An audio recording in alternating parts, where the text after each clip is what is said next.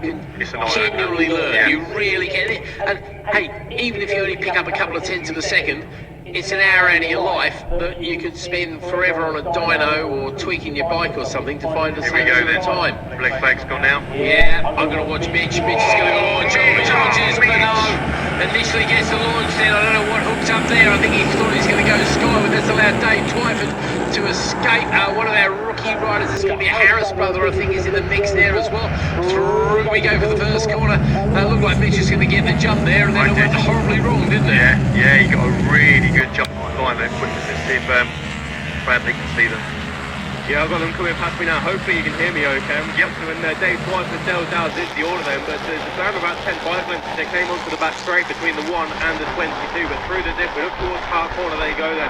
On this opening lap, in towards Park Corner they go, and Dale Dow's there, just losing a tenth or two from Dave Twyford, but in towards Chris Curve now, and I can see that the number 1 IMP Racing MXP supported yellow and blue machine of Dave Twyford out in front, but through the left-hander of the gooseneck then.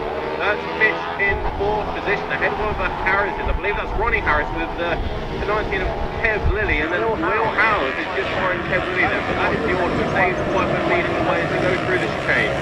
Back in our view then, Dave Twyford does indeed lead the way by quite a handsome margin already. Mitch has dropped to 4th place. You can see his pink bits in front of his bike sticks out very well indeed, so you can tell exactly how far back he's dropped, unfortunately for him.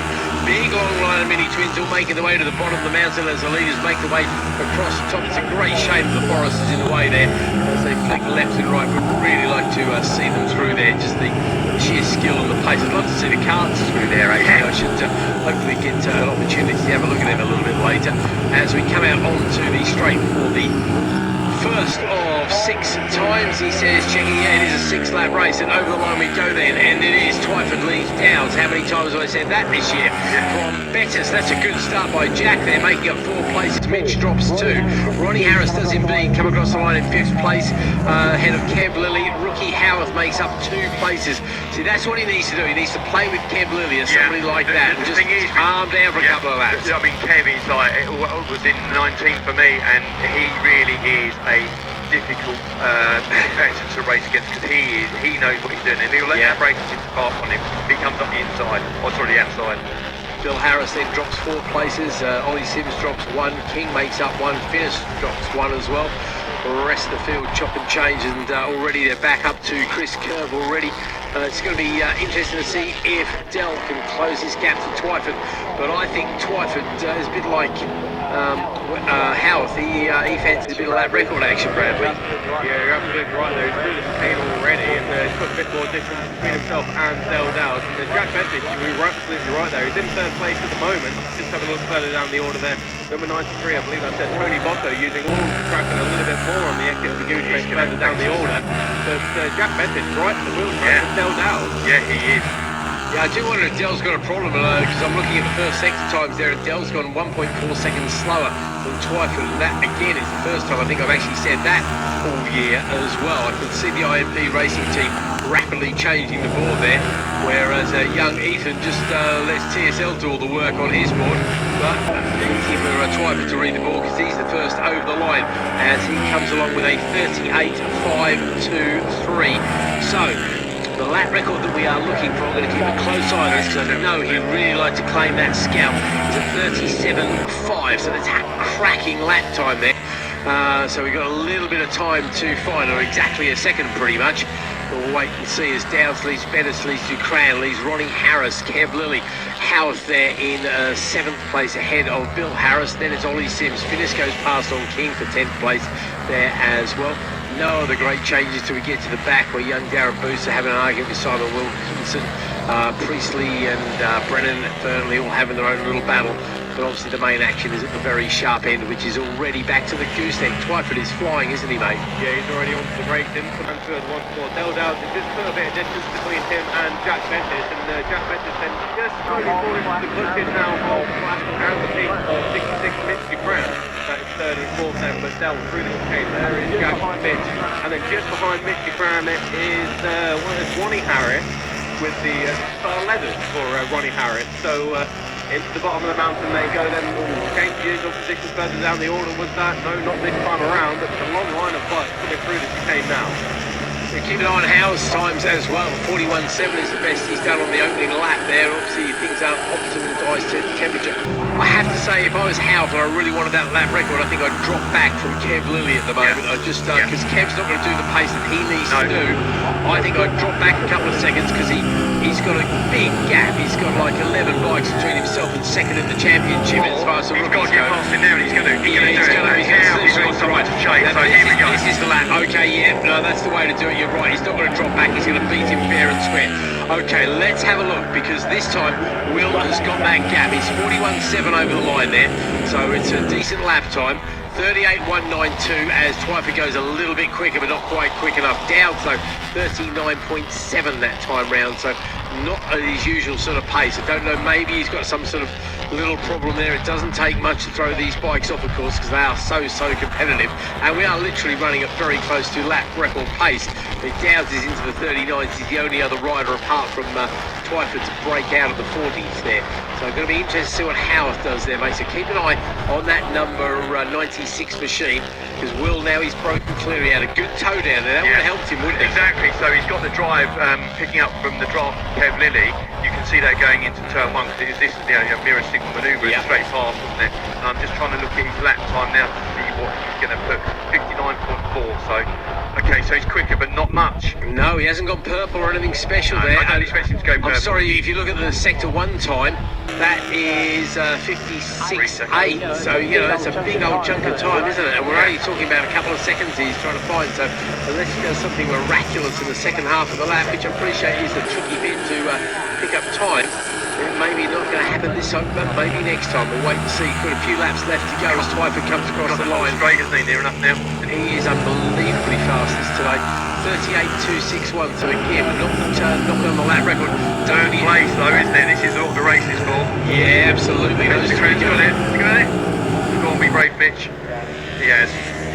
No lack of bravery on Mitch's part, that's for sure. Howarth over the line there. No, 41.9. So he's actually gone slower than he did when he was behind his rival Lilly there. So no, nothing special there at all at the moment. Kev, what's the gap to Kev? Kev's got half a second. Yeah, he's holding with him basically. If you look at those lap times, about 5/10 to half a second away from him. But anything happening your end, Bradley? That battle for third place, I was just trying to keep an eye on as they come around Chris Curve now. But there goes number 1, Dave Twyford, down from the gooseneck in towards Mansfield, out of sight as he goes through the left-hander of Mansfield. Mitch Dupran has opened up about a quarter of a second, half a second or so on way down in towards Mansfield as we speak. And looks though, I thought Ronnie Harris was going to challenge the 27 of Jack Bettis then, but not this time. Will Howard still has 19 Kev Lilly, very close company as he goes through the left-hander at the bottom of the gooseneck through Mansfield. To the chicane they go now, but Will Howard there, Kev Lilly very closely following. But into the bottom of the mountain goes that battle for third place. Yeah, certainly is. It's working. Sorry, just to interrupt, there was I think that's Rob Ryan who taking to the grass on the inside of the gooseneck. So running wide of Chris Curve and going over the grass of the gooseneck. He's rejoined the track safely, but that was very close there for Rob Ryan from 606. A little bit of a squeak in the back end, and the bike was probably protesting as well, I'm guessing. Over the line then, another 38. He's very good at the 38s. He's got purple in sector 1, but yellow in sector 2 there for the leader, Twyford. 9 seconds the gap, Twyford to Dowds. That's huge. You can't believe that. And we're on the last lap now, so if you're going to do something, you want to do it about now. And again, Howard's not able to crack into the 39 bracket. So 42 that time. So if anything's getting slow, so maybe the tyres are just starting to feel it a little bit. Yeah. Here comes another good battle over the line there. Finnis, Sims, side by side, separated by literally fractions of a second, 0.025 of a second. Griffiths only half a second behind them. Crisp is in 4th place, which I'm a little bit surprised. Actually, he's on the podium, isn't he, on every race? Well, apart from one race, and we go back to that. It's I mean, I know they're all rookies, don't get me wrong, but we go back to this being a tricky track to learn, and maybe the other guys have done a track day here or something like that. Yeah, you're right. Yeah, but maybe Josh is not as well prepared. Certainly. Will take anybody between himself and his championship rival at the moment. If he can pick up 8-12 points or something like that, he'll be a very happy panda. Well, look at Dave Twyford's lead. I mean, he's up and over the mountain, all bends, and it's ridiculous, isn't it? Yeah, and Dell is getting that's another few laps. Mr. Cran would be like, I think, on him.